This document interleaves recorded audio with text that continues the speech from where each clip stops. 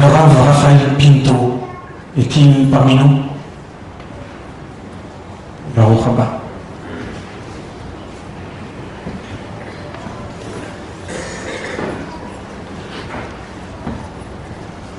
ברשות הרבנים, ראש ישיבה הרב נתן, רב קדנר, כל הרבנים, les beaux-frères, toute la famille. On m'a demandé de parler, pas parce que je suis rabbin, je ne suis pas rabbin, parce que Rabbi Yosef et moi, on se connaît à peu près depuis, j'ai essayé de compter, j'ai arrivé à 30 ans. Depuis qu'on se connaît, il n'y a pas un jour depuis 30 ans qu'on ne s'appelait pas.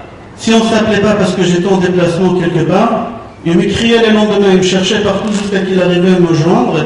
Il m'écriait, on dirait qu'est-ce que j'ai fait parce qu'on ne s'est pas appelé. C'est-à-dire il connaissait sa vie de A jusqu'à Z et moi je connaissais sa vie, tous les détails, tout ce qu'il faisait. On était très très proches. Au moment que ses enfants ils se sont mariés, il voulait que j'ai choisi les gendres. Il me disait c'est toi que tu vas choisir les gendres. À chaque fois quand un gendre venait à la maison, il voulait que je lui parle et après il fallait que je donne des comptes à Rabbi Yosef.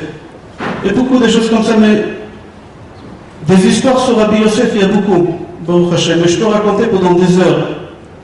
On dit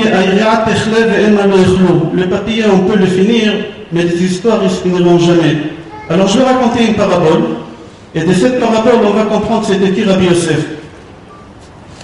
C'est pas une vraie histoire, c'est une parabole. Une mère, une veuve, elle avait son fils qui avait 9 ans, et cette femme elle n'avait pas d'œil. Et à l'époque, quand quelqu'un n'avait pas d'œil, aujourd'hui on peut mettre une bille, quelque chose pour cacher, on laissait le trou comme ça et ça a coulé. C'était sale, c'était moche. Et le fils, il était méchant comme les enfants, ils font pas ça méchamment, mais ils comprennent pas, maman, c'est dégueulasse, je veux pas manger avec toi, je veux pas m'asseoir en face de toi quand je mange. Il était très méchant avec elle. Maman, je veux pas que tu viennes à l'école, je veux pas que mes camarades à l'école, ils savent quelle mère j'ai. Il faisait beaucoup de mal à sa mère et les années passent et la mère elle pleurait dans son cœur parce qu'elle n'avait personne au monde. Elle avait que ce fils-là, son fils il est mort et son mari il est mort et que ce fils-là, c'était le seul au monde. Et il lui parlait très mal, mais la mère elle avalait tellement elle aimait son fils, elle avalait, elle faisait tout ce qu'il voulait. Les années passent, il arrive en 3e, il fait des problèmes à l'école, la mère elle est convoquée par le directeur et par malheur c'était au moment de la récréation. Au moment de la récréation, quand elle rentre, tous les élèves voient cette femme, ils disent il y a une sorcière, elle n'a pas d'œil.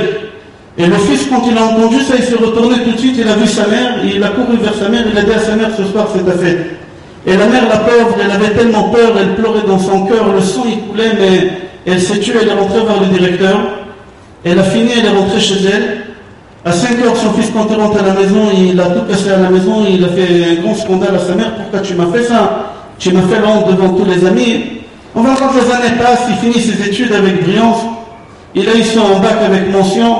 Il a eu une promotion par l'école de voyager aux États-Unis, continuer ses études. Là-bas, il réussit dans ses études, il devient directeur d'une banque. Il envoie un courrier à sa mère. Maman, j'ai fait la connaissance d'une jeune fille juive. On va se marier bientôt, mais je te demande n'y viens pas à mon mariage. Je ne veux pas que ma femme te connaisse. J'ai honte de toi.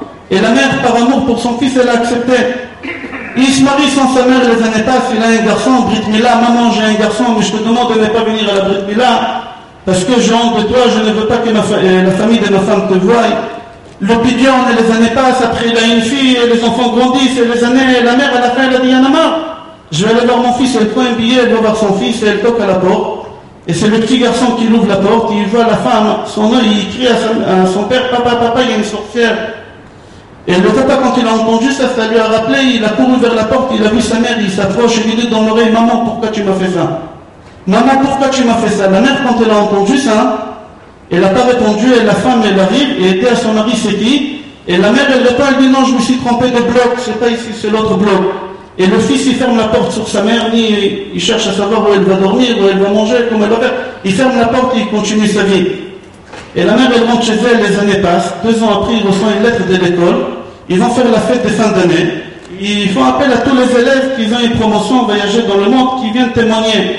Et lui, il dit, bon, en même temps, c'est une occasion d'aller voir ma mère. Il prend un billet, il voyage. Il n'a pas réservé d'hôtel, évidemment, il va dormir chez sa mère. Il toque, personne ne répond, il toque fort, personne ne répond. Il y a la gardienne qui ouvre la porte, il dit, qui c'est? Il dit, c'est moi, David. Alors il dit, oh David, viens, descends, j'ai quelque chose à te donner. Lui, il descend, il lui dit, assieds-toi, il dit, voilà, j'ai une mauvaise nouvelle à te dire. Il y a 2 semaines, ta mère, elle était très malade, elle était à l'hôpital. On n'avait pas les moyens, elle n'avait pas d'argent pour payer, on a cotisé tous les voisins. Et on a payé l'enterrement, elle est morte, mais elle t'a laissé une lettre. Elle savait que tu vas venir pour la fête des fins d'année parce qu'elle a donné ton adresse. Lui, il prend la lettre, il marche dans la rue, il fait couler quelques larmes, et dans la lettre, c'est marqué comme ça. Cher fils, jamais tu m'as demandé comment papa a quitté ce monde-là. Mon fils, jamais tu m'as demandé mon œil.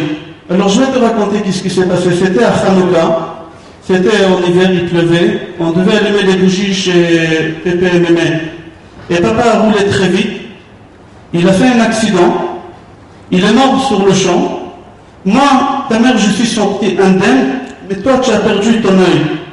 À l'hôpital, j'ai demandé au médecin, est-ce que c'est possible de m'enlever mon œil pour qu'on puisse te le donner pour que tu puisses voir le monde avec les 2 yeux, pour que jamais tu auras honte de personne, que tu n'auras pas honte de ta femme ni de tes enfants, mon fils. Alors fais attention à mon œil, mon fils, protège-le bien et essaie de profiter bien de ta femme et tes enfants. Ça, c'est la parabole. Rabbi Yosef était exactement. Je peux raconter des histoires intimes, pas intimes, il me racontait tout. Rabbi Yosef, quand il fallait aider quelqu'un, c'était pas de l'argent, c'était pas sa chemise, c'était son œil, c'était son rein, c'était ses yeux, c'était sa santé. C'est ça Rabbi Yosef. Et c'est pas des mensonges, on n'a pas le droit de mentir, c'est assourd. Tout ce que je dis, c'est la vérité. J'ai vu avec mes propres yeux des choses extraordinaires qu'un homme ne peut pas faire. Il n'y a qu'un ange qui peut faire. Rabbi Yosef était un ange qui a vécu ici sur terre pendant 63 ans. Il a fait son devoir et il nous a quittés. Il nous a quittés, mais je suis sûr et certain qu'il nous surveille dans... Au moment qu'ils ont lavé le corps, j'étais devant la porte. Tous les gens qui sortaient, ils faisaient condoléances. Ils me disaient, Raphaël, comment tu vas faire sans lui? Chaque fois quand on le voyait, on te voyait. Tout le temps, on était ensemble.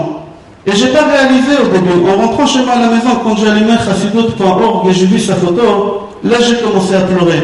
Jamais j'ai pleuré de ma vie. Mes enfants, jamais ils m'ont vu pleurer. Une seule fois, j'ai pleuré quand j'ai perdu 3 enfants qui sont nés, qui sont morts à la Brit Mila. J'ai pleuré.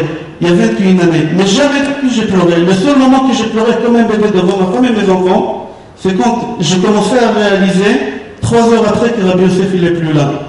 Alors, j'aimerais dire quelques mots que David Amelech il a dit sur Jonathan. C'est en hébreu, je parle mal le français, je n'ai pas pu traduire, j'ai préparé ça il y a quelques minutes.